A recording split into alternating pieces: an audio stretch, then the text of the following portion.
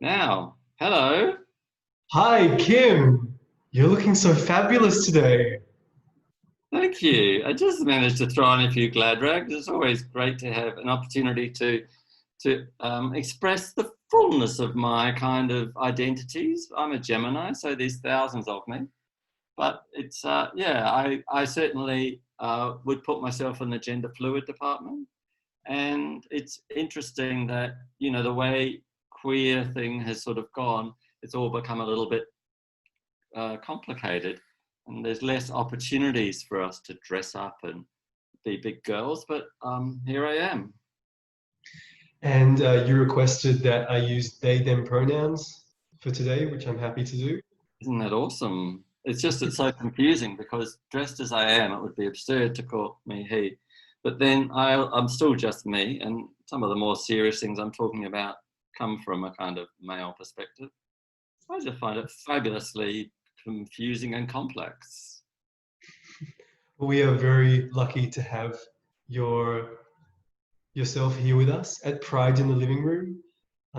Just a quick overview of the project. So Pride in the Living Room was founded by the Israeli LGBT taskforce Agudah in memory of the 2009 Tel Aviv Gay Center shooting and the Jerusalem Pride Parade stabbing in 2015.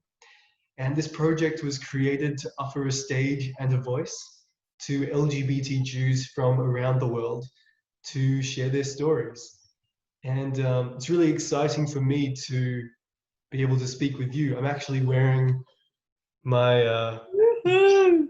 Woohoo! Fantastic. Yeah, yeah. some of the days. Also, thank you so much for, picking up the baton and flying with this, making it local and fabulous. It's my pleasure. I've been able to speak with incredible Australian LGBT people. I'm doing some more interviews this week. Um, anyway, this is about you. This is your story. Kim, please, the stage is Go yours. for it. Okay, so it's kind of fun. Interestingly, just last week, somebody who was working at the Jewish Museum sent sent me an article from 1982 for a forum that we held at Hakoah Club way back in the day. And, that's 38 years ago. And it spoke about Chutzpah, a group that I'm not sure, I thought I started it, but apparently somebody else thought they started it before me. And I'm not going to fight about something that happened 40 years ago. But anyway, it talks about that being formed 2 years ago. And so it felt comfortable to say that, my God, I've been in gay Jewish activism for over 40 years. And so it's interesting to find that now I've been invited by Jared for this Pride in the Living Room series to speak, because it's like, well, yes, it's a watershed. And I don't know, I guess I find that sort of gay politics and being actively present within the gay Jewish arena is sort of not popular. A lot of people are post-gay and just getting on with their lives, and I'm delighted that the world is not making it difficult for them. At the same time, I think there are so many issues affecting gay Jews, and I get to hear them, and other people don't want to hear them. And so some people, I think, are just presenting that things are good because it's a more comfortable narrative. And some people are suffering, but they don't really have an arena for their needs to be looked after, or they're looked after in more a crisis management kind of context. So, and of course, I'm very troubled by what's happening in Poland with the anti-LGBT politics there, and Chechnya just gets worse. And there's a horrible documentary about it, which I can't watch because I think I'm an empath, and we empaths can't watch anything too gruesome. So, oh my God, it's probably worthwhile having a look at my history, because, my gay history in New Zealand, where I grew up, is much more closeted and furtive and complex. And then coming over here was was when I, was much more actively, well, that's not true. I was very active there as well. So I think I'm lucky that I was an early bloomer, but let's go back to my family of origin stuff. So my mother's father was a rabbi, and my father's father was the president of the congregation. So there was a massive communal history that just came through in the DNA and just in the way of living. But obviously, being in a small backwater Wellington, there was a rich Jewish life because we were part of the biggest family that had come out from Europe before Holocaust. We weren't Holocaust. New Zealand didn't get many Holocaust people. We were prior. So my father's family was from Latvia, and then he went to England, and then slowly they went to New Zealand. And it's my paternal grandmother's family that were like 13 kids, and they therefore formed the bulk of the Wellington Jewish community, and therefore I was part of that. So I enjoyed everything cultural, but don't talk to me about, I don't know, God or spirituality or anything. That wasn't part of it. It was just, gefilte fish and as Bette Midler says, a lot of kissing and mezuzahs. And then there was the rude awakening, the fall from grace, when I realized I was gay, which, in some ways it was great. I must have a little glass of water.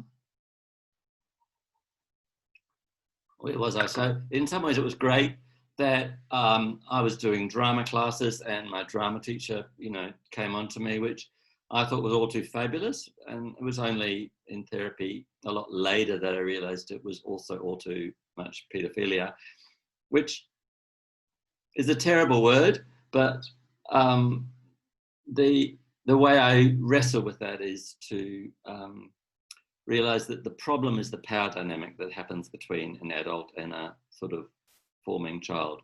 But I certainly loved all the opportunities to express my sexual identity, and that expanded so that I was going to the bars when I was just a school kid, and I'm sure that fulfilled many other people's fantasies. But it did create a big schism between me and my, loving mother and that sense of family. So that's where I learnt to be very clever about how I live and who I am and how I present. And, I progressed to become a therapist. And I think one of the things I noticed about gay people is that we tend to be very good at compartmentalizing our lives. And I think that is an expression of the marginalization that's around, even if we're not quite knowing it or naming it. And then just talking on that therapy side, I suppose my present time, I work as a psychotherapist and a life coach, and got into the positive sexuality side of things. So I'm also a sex educator because, I think sex is interesting, especially, obviously gay men are just really great at having the most sex in the world. But all of us, the whole world is having sex, and not too many people are. There's not much of a forum to explore how to do that well. And so I'm waving the flag for that. But I digress. So I think that's all that I had on that page. Oh, I've even gone ahead of myself. So moving forward, at 21, I came over to Australia. I'd been before to just kick my heels up in terms of gay world.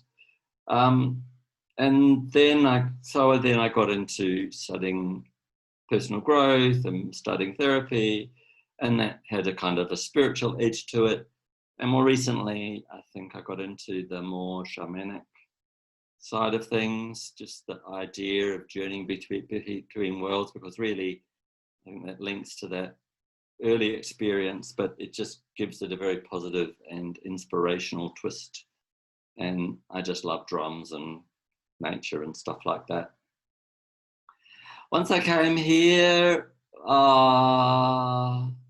was the age of AIDS, and that was unnerving. And what happened? I got curious about it. Oh, well, I don't think I got that curious about it until I found out I had it, which links to, I got tested because I was getting married to a woman. I know people say, "Oh, Kim, you're so gay. How could you have ever married a woman?" But I don't know. I met a woman, found her attractive. She found me attractive, and boom, boom. We had a couple of years of marriage. It was, in terms of community and, those ritual events that are very embedded in religious things, I had the most magical wedding because I had all these new age people just creating a feast of possibility, and everyone was terribly excited. I think the spirit of a gay man getting married to a woman has a certain thrill for mainstream society, and I thought it was cool. Interestingly, I was very committed to wanting to have kids, and yet I don't know, I think we got drowned in therapy. Both of us were doing therapy, and so that never quite happened. We did have sex, but we didn't have kids. And it's now interesting to find that narrative of having kids is something that's emerging for some elite sort of queer, gay men. I think lesbians always had the option. So I just threw in the AIDS thing. I suppose I should say a word about that because I guess it's a bit of was a shock. I was sort of, because I was so new age, I was sort of annoyed at God that somehow I wasn't as new age as I thought. And it does kind of, ruin your life in a word. But back in the day, it was, I knew, I saw the facts that they gave out to the doctors that said, a maximum 10-year kind of lifespan. But I say, well, it was facing death early is quite a good spiritual awakening sort of a moment. And it certainly has served me well, because I think it just does make my whole life more committed to healing and awakening than, getting whatever you meant to get together. And I guess, yes, it also gave me time to explore, what's important. Chutzpah was this little group. It was just gay men, and we went for a few walks. It wasn't popular. Before that, there was some older guy, who used to have Friday night dinners, and he put a little ad in the gay paper regularly. It was there, and I went a couple of times. As I recall, he was a bit sleazy, and it was all a bit odd, and it wasn't thrilling, but it was something that was around and people should know. And then I'm going back to, obviously I don't have a linear mind, so I'm coming and going around all sorts of things. But coming back to the HIV thing, so once it was happening to me, a lot of people just lived their lives and went on with it, but I was interested and curious about how this progresses. And so this was my way of facing death or whatever. And so I went to 17 South, which was the HIV ward, and just tried to volunteer. And the way to volunteer was you could give massage. And it was kind of cool to give massage. Of course, a lot of the guys were averse to it, but, you'd start with massaging their feet, and, after a while they'd find it wonderful, because indeed, so often they were only being touched to poke and prod, and so it was nice to have a bit of a loving, caring touch. But also I got to see them, and I guess, and there were, maybe half a dozen situations where there was a guy who'd been very estranged from his Jewish roots, but, death will have a way of reminding us of our relationship with whatever, the afterlife or something, or spirituality. And so we had some quite engaging moments with various people in that context, and I felt good to be able to be that sort of accidentally.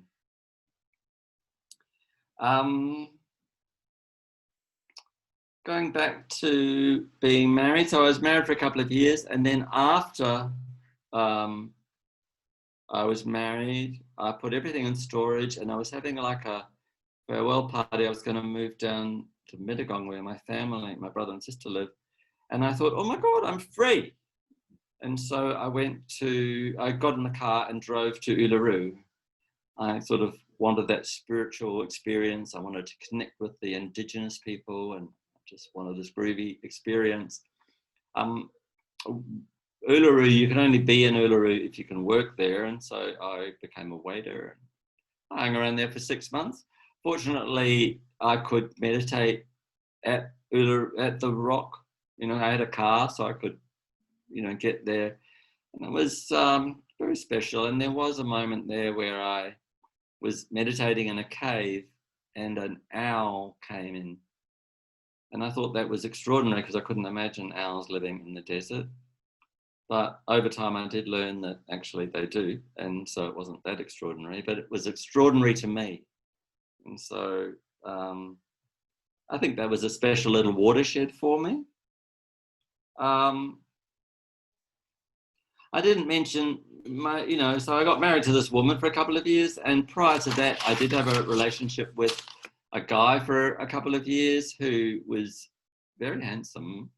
And I don't know, he'd been, living with his parents.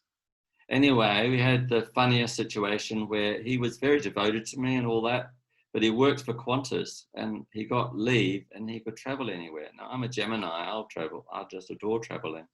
So I encouraged him to go traveling. And then he went to Hawaii and found another boyfriend. So that was very silly. What else? Oh, one of the benefits, of course, of getting HIV is that I was less concerned about career and what have you. But then I did go and do some studies and ended up with a master's degree in psychology, which was kind of fun. And then I did work with sex positive work as a training in sexological body work. So it's kind of fun to do the things that I enjoy now. Coming on to the gay Jewish sort of side of things, I got involved with Emmanuel. Initially, I got involved with Rabbi Fox, who was one of the speakers at the forum, and he was helpful, but I'm pretty sure there were some complicated moments between him and the board. I think he promised some things that in the end, the board probably were not so going along with. So there were moments variously in this long engagement with Emmanuel and with politics where people are helpful, but then in the background there's all this politics going on, and you just have to ride with the punches, as they say. And I'm very pleased that I studied the social activist Fran Peavy, who said, you need some people to have a cup of tea with and debrief with. And well, that wasn't always true. It was important to, I had to deal with all of these problems, and often on my own, because, it isn't the most popular thing. Emmanuel have just opened their doors and are just the most amazingly pro-gay LGBT synagogue, and they do anything to support. The biggest thing that they did last year was to host the 25th World Congress of Jewish LGBT groups, which is an international LGBT Jewish thing. And really, I just put my hand up for that. The president of World Congress asked me and I said yes. And it was a very complicated political situation. Everybody who wanted to come forward to help wanted it to be all about their agenda. And it was complicated, and it was amazing because it arrived and we had people from all around the world. including Abby Stein, the transgender rabbi, and just great people came from all over, and some of the local people attended, and Emmanuel was amazing in assisting us with that. The other thing about Emmanuel is that, I didn't mention that I teach bar mitzvah, and from an early stage, it felt really cool that there was no issue that a gay guy was teaching bar mitzvah to kids. And, you know, I'd learned a lot with my father and my grandfather, the rabbi, and it was very cool to be able to do that sort of stuff. And I continue to do that. So any of my bar mitzvah students or past bar mitzvah students, here I am, God bless you. And obviously, you know, these days, it's not, you know, I have had bar mitzvah kids, and it's like, it's their bar mitzvah that they have come out to their parents. And students that I've had, it's been sweet. And nowadays, there are some extremely obviously gay kids that I teach, and it's just lovely to be able to be myself, very openly gay, you know, paving the way for them to unfold in whatever way is good for them. And I'm very grateful for that. And the other thing is that Purim, which is, you know, the queerest festival on the planet, that Emmanuel have, for many years, I've obviously had the opportunity to dress up and drag and what have you, but also more recently I've been singing from the Megillah to the tune of I Am What I Am and We Are Family, and it's a bit of a highlight in the Emmanuel calendar. And so once again, that's a very sweet thing. And the other thing that's fantastic is that Rabbi Nenio, for the last couple of years, has marched in the parade, and that was something that we always hoped for, and look, it's happening. And also the yes vote, Emmanuel was amazing. So I can't rave on about Emmanuel enough. I know that North Shore wants to be on board as well, and is actively on board. When I originally did the conference, I had a dream that it might activate some people around the conversation with orthodoxy. That hasn't exactly fired. But it's interesting that at the moment there's conversations not about orthodoxy, but perhaps there's conversations with other queer groups around the fact that post-COVID we've got, well, there's two things. There's been rising anti-Semitism emerging, in my view, around the world. And then COVID is a time of financial, you know, people, disadvantage. And when there's a financial decline, you'll usually find that marginal groups like gays, Jews and blacks will be in the firing line. And so, you know, there are some conspiracy theories that are a bit anti-Semitic. There is the terrible stuff happening in Russia and emerging in Poland. And so I'm nervous, and I believe that we need to be active. And of course, within queer culture, in Australia, there's certainly that sort of lefty movement that's anti-Israel, and we know it's quite a big conversation around what that means and what is the appropriate response. Sometimes it's better to say nothing, but you know, that dreadful thing about bad things happening because good people do nothing is around.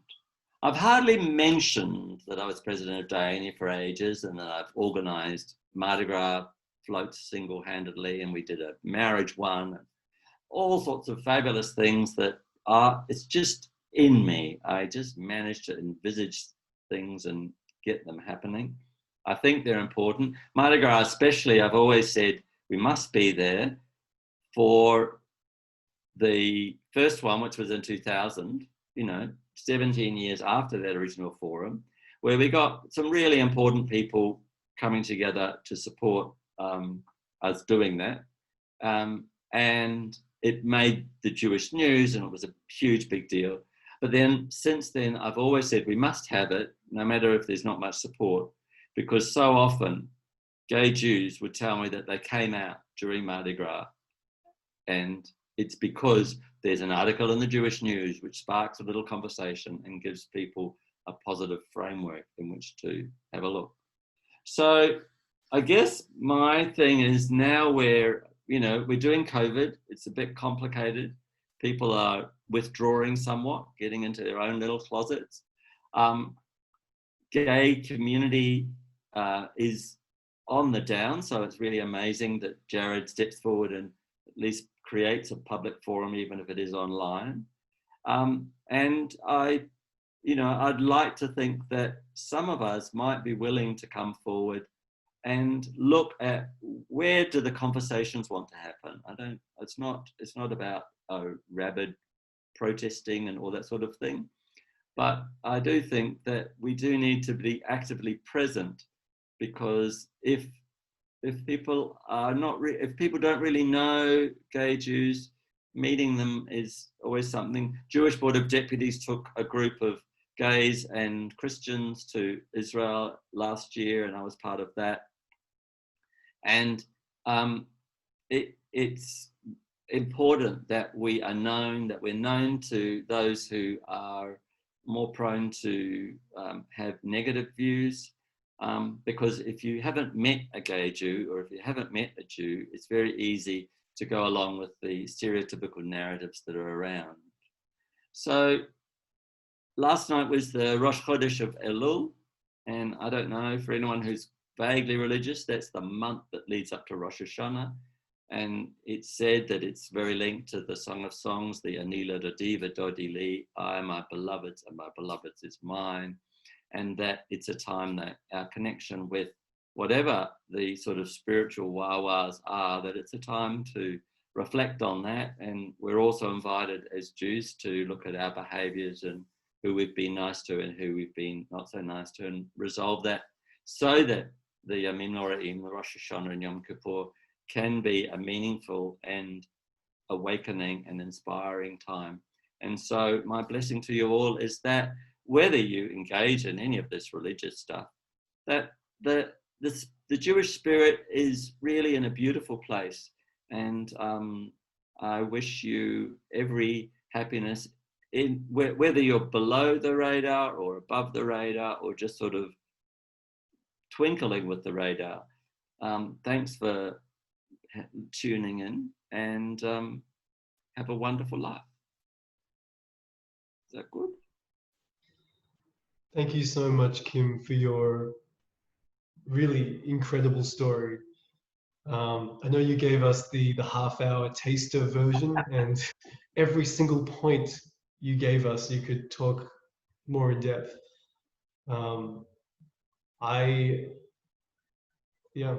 Thank you for all the incredible work you've done to help this become more visible throughout Australia. I grew up in Perth, and to see Aleph in Melbourne and Diana in Sydney, it really shows you as a young gay Jew what life could be like. So I want to just thank you from a personal note for all the work you've done for all of us. Thank you. I have a couple of questions, if that's okay. Absolutely. So I know that you care passionately about having your voice be heard, to maybe affect policy, to affect change, to spark conversations. You were the president of Diana, and you really spearheaded a lot of those initiatives.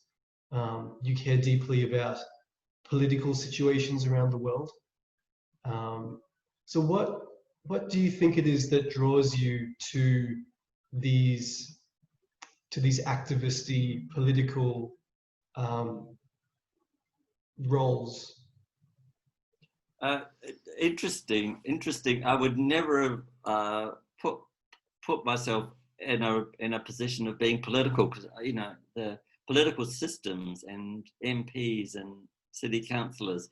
I have to say my mother was a city councillor for 20 years or longer. Anyway, my mother was a big city councillor, but not until after we'd left. And so politics and who to vote for, my God, I just have no interest in politics. But I have a concern when I hear that they're torturing people in Chechnya. That's just a heart thing. And my therapeutic training is all about power, and not all, but there's an aspect of process work that looks at world work, which is the business of privilege and marginalization. And when I was in my training, I was used a lot because, you know, I'm a Gemini and very articulate, and I was gay and HIV, and that created an interesting melting pot for me to learn a lot, and the community of people studying to learn a lot. So I am hyper engaged in power politics, if you want to call it, but at the very human level, not at the level of the political systems. In your journey, you were talking about some of the darker moments in your life. And I think it's really incredible that you have taken those moments, and rather than being consumed by them, you are taking what you've learnt and being able to offer wisdom, whether it's through your work as a therapist, whether it's in being able to create a space for younger people so they hopefully won't go through those experiences. I want to just ask, when you do have challenging times in your life, what gives you strength? I suppose, you know, part of my training is a narrative, and I kind of think about these various stories that we tell. And there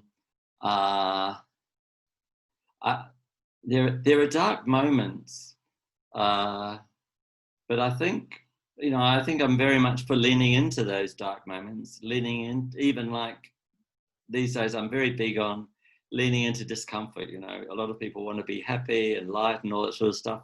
I feel like it's, I guess I feel that it's a little naive to choose that when we all have darkness, and I think we can develop a lot more compassion and humility. I'm sure I shouldn't be talking about we, but that's certainly my, yeah, I kind of am throwing that out there, that leaning into discomfort and navigating with some level of poise does give one a much more texture to life and understanding for the other, because one can see a bit of the other in oneself. The business of either having, because I don't see it as darkness, like when I was HIV, it was like it was a shock, and then it was a whole range of things. And this business of dealing with adversity and prevailing feels like just that, it's just that Jacob thing about the wrestling with the angels and prevailing. It's like facing those challenges and finding ways to navigate them. For one thing, from the inside, it doesn't feel like you're in a dark place and then you get it, and then the light comes out. It starts to feel like it's always a dance between different aspects of self, some that pull you into intense situations. But I think my experience is around intensity rather than darkness. And so that at the depth of intensity is vitality. And so I think that's what I'm moving into, unless, of course, there are moments when I can feel unsupported. If I think about some of the work I've done where I felt a certain darkness, that I'm doing my best for the common good, and I'm feeling that, you know, the world's against me. That's tough to navigate. But as I say, I think I'm having a good week. So I feel like, oh, I've navigated all these diversities, and it's been very enriching and worthwhile. You said close to the beginning of your story that you always wanted kids. Is that something you're still thinking about these days? I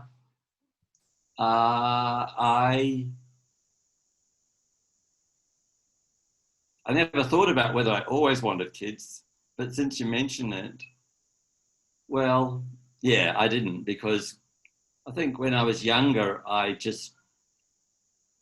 was so young when I realized I was gay, and at the time that was clearly not, so that got knocked out. And I think it was more that marrying a woman would also open up, the fact that I wasn't marrying a woman to have kids, but the fact that I was now, exploring that heterosexual way opened up that possibility. And now I see people having kids, and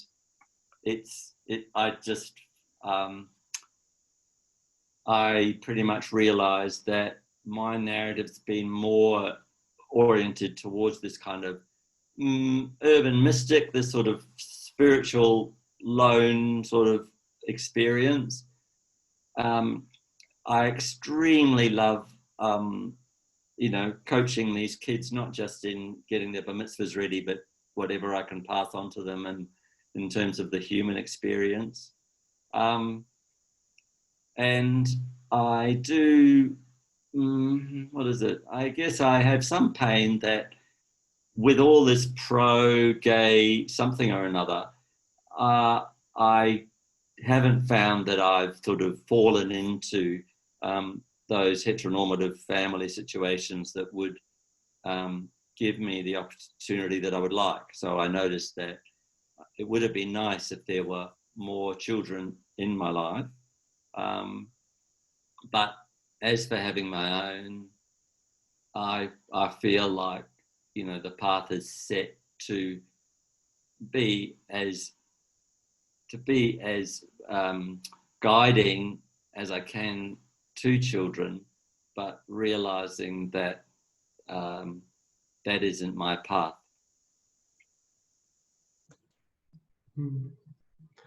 I know that you have an archive of photos and videos and images to share with us. Before you dive into some of the greatest hits, I just wanted to thank you for for being here with us, for sharing your beautiful Devar Torah, for the incredible work you've done. And yeah, I'd love to see some of the highlights. Fantastic. Thank you so much. And keep up the good work. I love seeing your little clips that remind me that the world is going on, at least in Jared's living room. All right. So now I do this thing. I don't know. So I'm presuming you can still hear me. Is that right? Yep, I can still hear you loud and clear. Brilliant.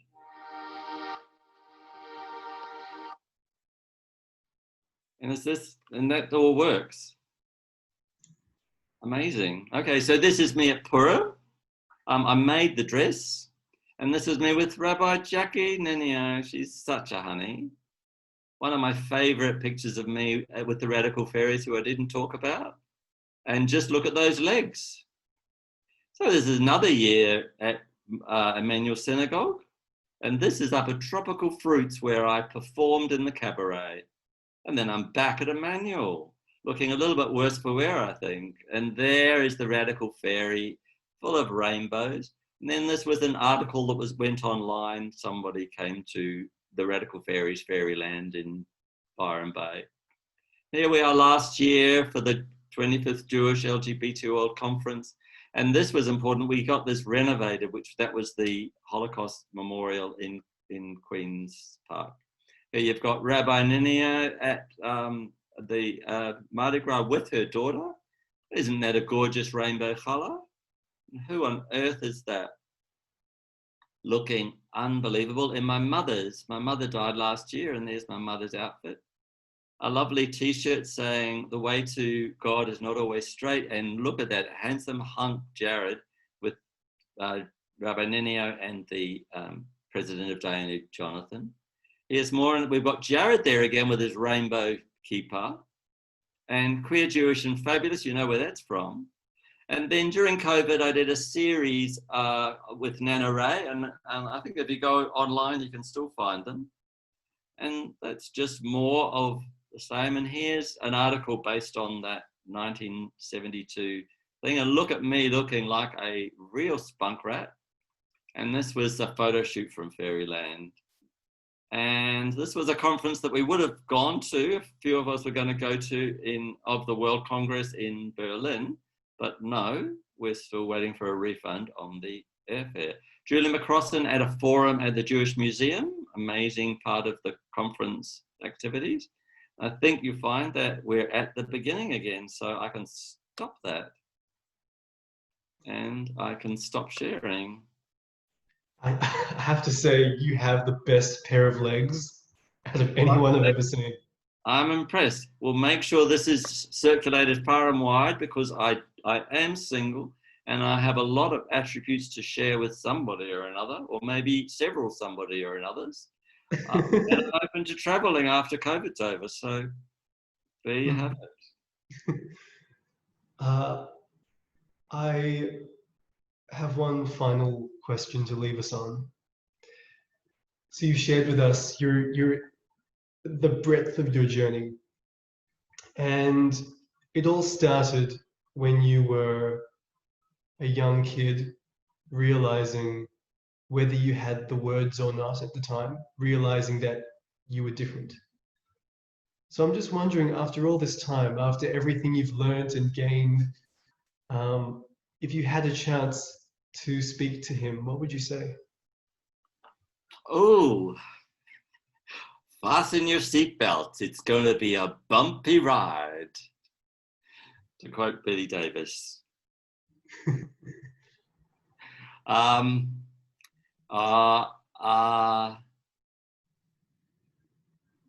You know, I'm hearing a line from something or another. You know, this is true, my love. You know, this is true, my love. It's just that the sweet thought that somebody could say, this is true, my love. This is what's happening, and that there's someone who cares, and someone who understands, and there's someone who has a bigger perspective than you can know at this time.